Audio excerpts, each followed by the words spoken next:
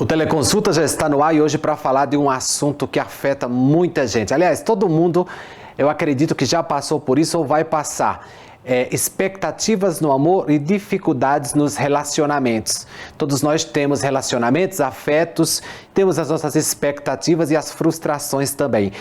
A psicanalista Denise dos Santos está aqui para falar conosco sobre esse assunto tão relevante. Doutora, seja muito bem-vinda, é um prazer recebê-la.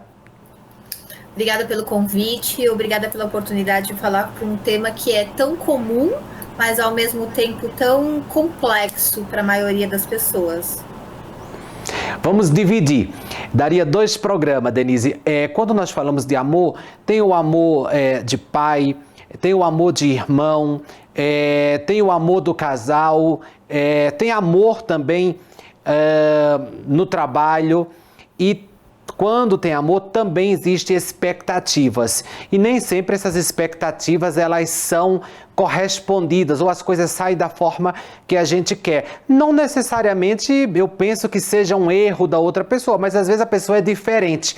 Então, aí surgem as incompatibilidades, as frustrações e muitas vezes os problemas, correto? Sim, perfeitamente. Você disse muito bem, daria para a gente desmembrar esse tema em mais de 2 programas, eu diria, porque de fato é muito complexo. E a nossa base de afetos, ela é constituída durante a infância nas nossas primeiras relações de amor, que são com os nossos pais.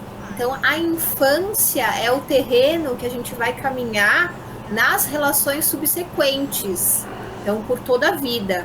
Então, a gente tem lá os primeiros registros, a primeira forma de amor, e pensar em expectativas, a gente está pensando obrigatoriamente nessa visão de mundo que é construída lá atrás. E quando a gente se depara com as relações amorosas, a gente é convocado a pensar nessas expectativas, nessa visão de mundo e, consequentemente, nas diferenças que o outro nos traz. Então, não existe certo ou errado, mas existe sempre uma diferença, uma tentativa de tentar equalizar aquilo que a gente acredita como expectativa, que aí pode-se dizer também de uma fantasia, com uma realidade que se apresenta, que quase sempre é bem diferente daquilo que a gente imaginou originalmente. Denise, eu vou lhe perguntar como faz, mas antes eu vou lhe perguntar o conceito de amor. O que é amor? Porque às vezes também nós confundimos as coisas, né? Nós pensamos, idealizamos, como você disse, fantasiamos uma coisa e quando é outra. Eu vou falar para mim o que é amor. Amor, para mim, é eu querer para Denise, é eu querer para a pessoa que está comigo, é eu querer para o outro o bem que eu quero para mim. É diferente de afeto, correto? Então, qual que é o conceito de amor, tecnicamente falando? O amor também é uma criação individual e totalmente subjetiva. Para cada um que a gente perguntar o que é amor, a gente vai ter uma resposta diferente. Para alguns é o desejo do bem, como é esse que você mencionou. Para outros é um conceito de cumplicidade, para outros fidelidade, para outros lealdade, para outros atenção, presença, para outros é sexual. Então, para cada um de nós, a gente vai trazer um enredo ou um roteiro muito particular daquilo que a gente vai nomear como amor. E tipos de amor, inclusive, né? Amor filial, condicional, incondicional, amor afetivo, romântico, familiar. Então, também vamos construindo ao longo da vida tipos de amores diferentes. Você já viu que o meu amor ele é bem consciente, né? Ele é um amor que faz o bem, que respeita, mas o amor em si, não que eu não tenha afeto, carinho, eu não sou seco, né? Eu demonstro inclusive muito, às vezes até em excesso, mas eu consigo separar. Contudo, as pessoas têm o amor muito associado ao sentimento, né? Sim, perfeitamente. E Se eu for olhar um trabalho de análise, por exemplo, a gente sempre vai olhar a posteriori, né? Como se a gente estivesse olhando no retrovisor. Então, a gente está dirigindo um carro, olhando para o retrovisor e vendo a história pregressa. Então, é sempre um olhar a posteriori.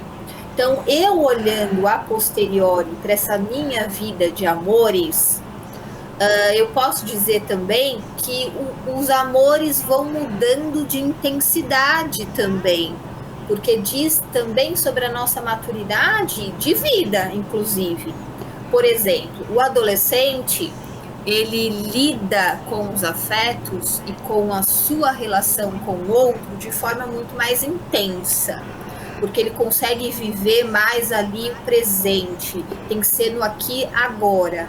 Então, as relações amorosas estabelecidas na primeira fase adulta, digamos assim, entre a adolescência e a primeira fase adulta, são amores intensos, aqueles que a gente imagina que vai ser para a vida toda.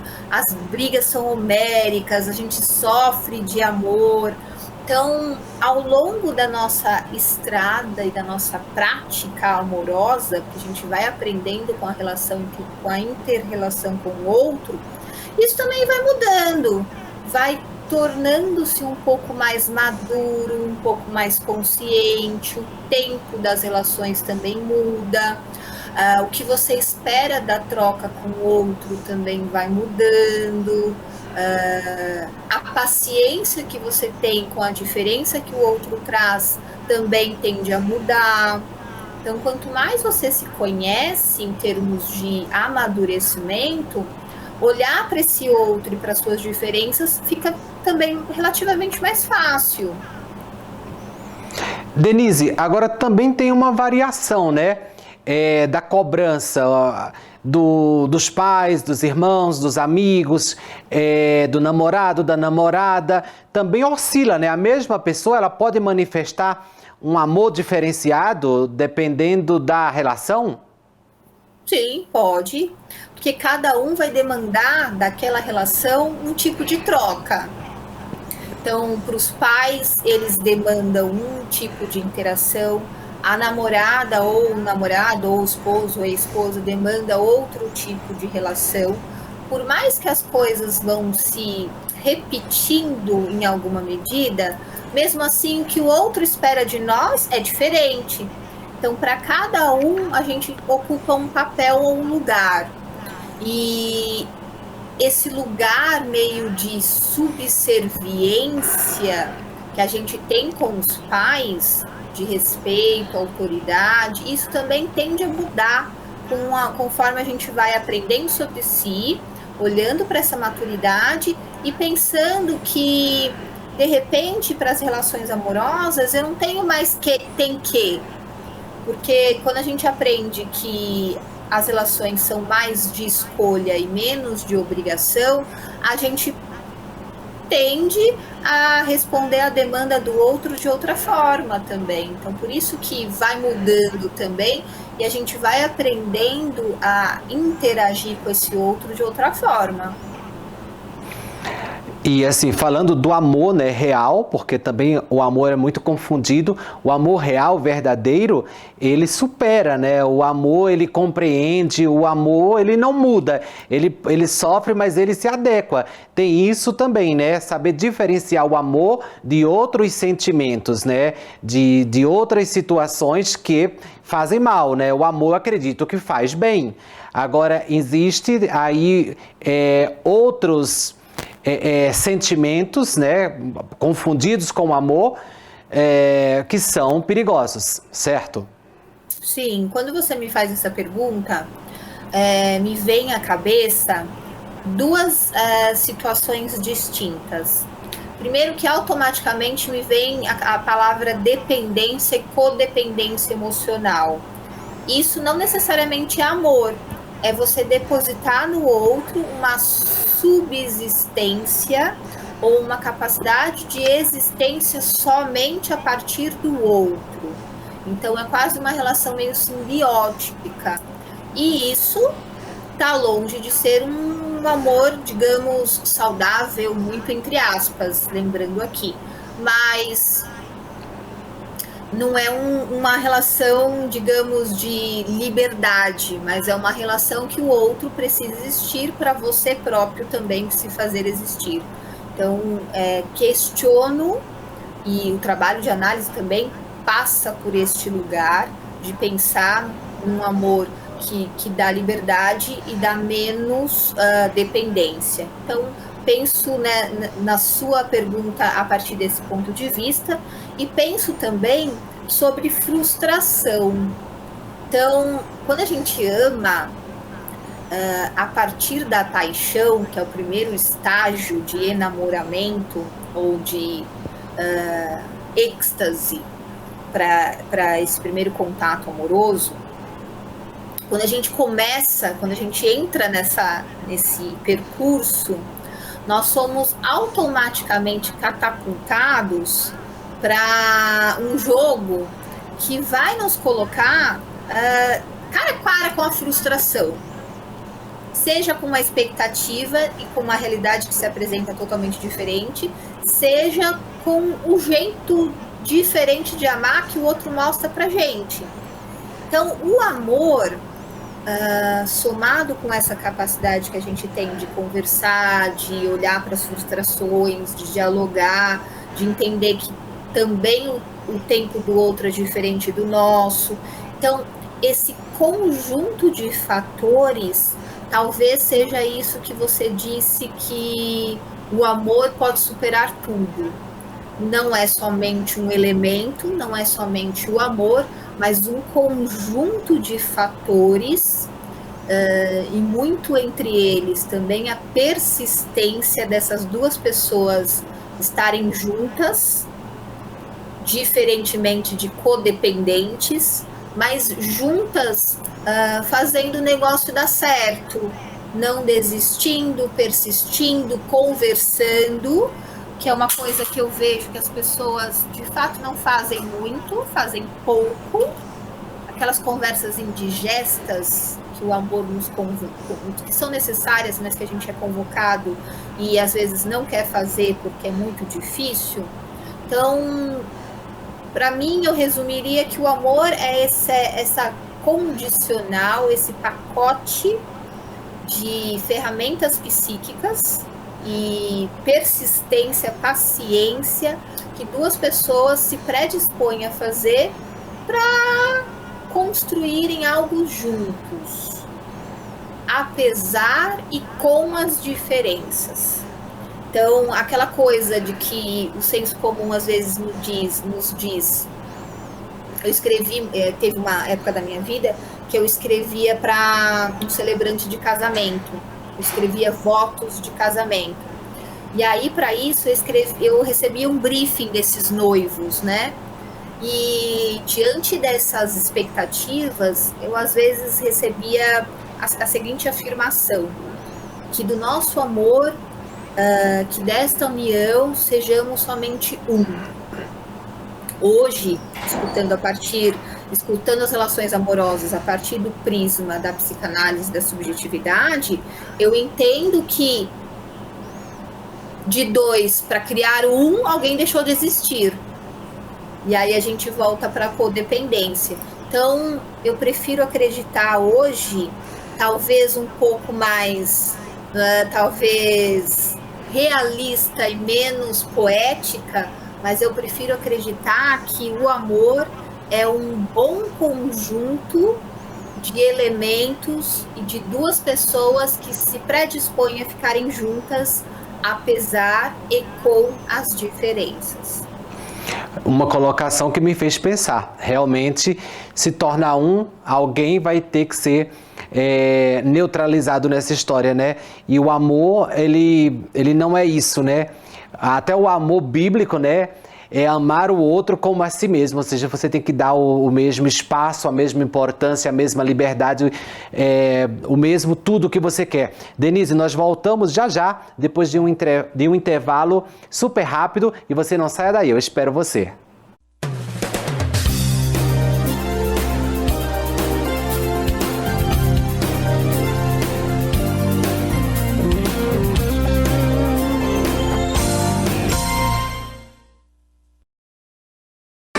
8 anos de muito trabalho. O programa Viver Eficiente é um grande sucesso da TV. Olá, galera eficiente! Para quem não me conhece, muito prazer. Sou Kika de Castro, apresentadora do programa Viver Eficiente. Diversas entrevistas, milhares de vidas impactadas em um único propósito: promover a igualdade entre as pessoas. O nosso programa de TV existe desde maio de 2015, sempre valorizando as pessoas em suas eficiências, seja no mercado de trabalho, esportes, artes, moda, beleza, enfim, estamos fazendo a integração dos 46 milhões de pessoas em território nacional que possuem algum tipo de deficiência. Agora, em 2023, vamos completar 8 anos e queremos convidar você a fazer parte dessa história. Afinal de contas, a nossa equipe é especialista em valorizar as eficiências.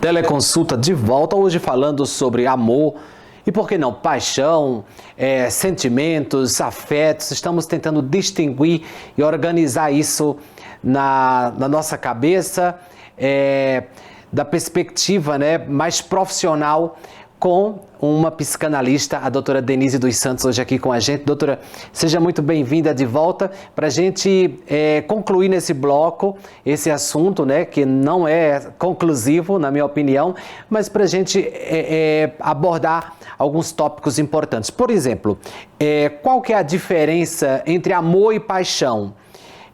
Como nós falamos no bloco anterior, acho que o amor ele cede, né? Ele é negociável, apesar de não ser perfeito, mas tem essa troca, esse respeito, essa parceria. A paixão, ela já é, como dita no popular, ela é cega, ela é mais possessiva, mais dominante. Fala dessa confusão entre amor e paixão que existe tão frequente. Digamos que paixão é um processo também neuroquímico de grande excitação. Então, é o primeiro contato com aquilo que nós idealizamos enquanto expectativa. Então, é o primeiro momento e ele tem porque como é um processo neuroquímico, ele tem um período determinado para acontecer, quimicamente falando. Então, não é que ela seja cega, mas tem dois componentes muito importantes que trazem para esse momento grande intensidade. Então, em termos bioquímicos, é onde está acontecendo grande descarga de dopamina, ocitocina, neuroadrenalina. Em termos psíquicos, é quando a gente está enamorado por aquilo que a gente chama de fantasia. Então a gente está embebido, chafurdado na nossa fantasia, naquilo que a gente idealiza de parceiro romântico, que não necessariamente é o outro. Você está ali enamorado, você está ali namorando, surfando nos hormônios bioquímicos com aquilo que você idealizou originalmente. Por isso que é o primeiro estágio. A partir daí, essa intensidade diminui a coisa entra num platô, se a gente estivesse falando aí de um voo, então a paixão é quando o avião levanta pouso e alcança aquele estágio de voo de cruzeiro. Então, acabou o processo bioquímico, você tá ali chafurdando ainda com a fantasia, mas entrou no voo de cruzeiro, aí a gente pode chamar que a coisa mudou um pouco de intensidade, você passa a olhar aquela situação e aquela relação de uma forma menos fantasiosa, para olhar e para se deparar com a realidade que se apresenta. E aí são coisas que a gente escuta tipo assim: ele era tão diferente no começo, não era exatamente aquilo que eu imaginei, não é aquilo que eu idealizei, não é isso que eu quero, é muito diferente. É diferente sim, porque antes você estava namorando com a sua fantasia. E vamos lembrar que é um processo que acontece com as duas pessoas. Cada um namora com a sua própria fantasia durante a paixão. E aí por isso que eu falo que é um processo de persistência. Porque você só vai de fato olhar para a realidade e para a diferença que o outro traz depois. E o que você vai fazer com isso diz muito sobre sua capacidade de lidar com frustração, o desejo envolvido para aquela relação, sua capacidade, sua habilidade de comunicação, se é possível ceder ou não, se é fácil ou não fazer bons combinados e principalmente se você faz relação com o outro ou pelo outro, que é diferente. Fazer relação com o outro sou eu, independente, fazendo par com uma relação amorosa. Agora, quando eu vivo só com a existência do outro, aí eu tô falando de codependência. Eu acho que o que dá para concluir dessa conversa é que o amor ele não tem regra, né? O importante é o autoconhecimento, o importante é aprender a se relacionar, o importante é saber, né, cultivar bons relacionamentos e proporcionar para o outro, né, e buscar para si também a melhor vivência, certo, Denise? Então, assim, cada caso é um caso, não existe um padrão.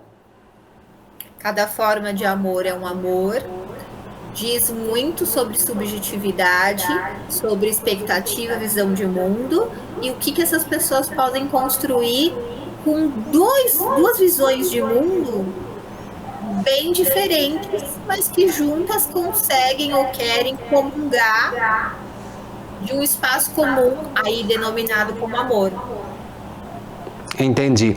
Bom, então, se o amor não está te fazendo bem, procure um tratamento, cultive principalmente o amor próprio, dê amor, dê aquilo que você espera do outro e sempre, gente, ajuda profissional.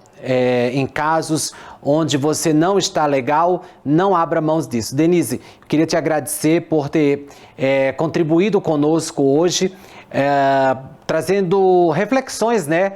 Não instruções, mas reflexões tão sábias e fique à vontade para fazer as suas colocações, né, as suas orientações finais aqui para o nosso internauta, telespectador, quem está acompanhando a gente, independente da TV, né, de ser a TV ou outra plataforma digital de áudio ou vídeo.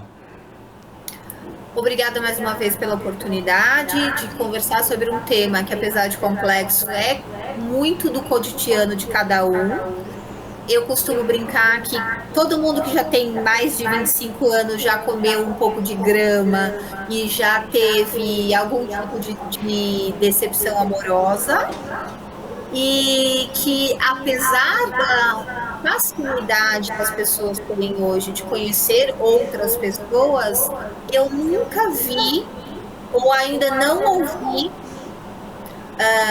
tantos relatos clínicos que dizem sobre uma solidão ou uma tentativa de tampar este buraco amoroso com várias alternativas que muitas vezes não funcionam e que muitas vezes não conseguem aplacar esse sofrimento de uma ausência de um relacionamento amoroso.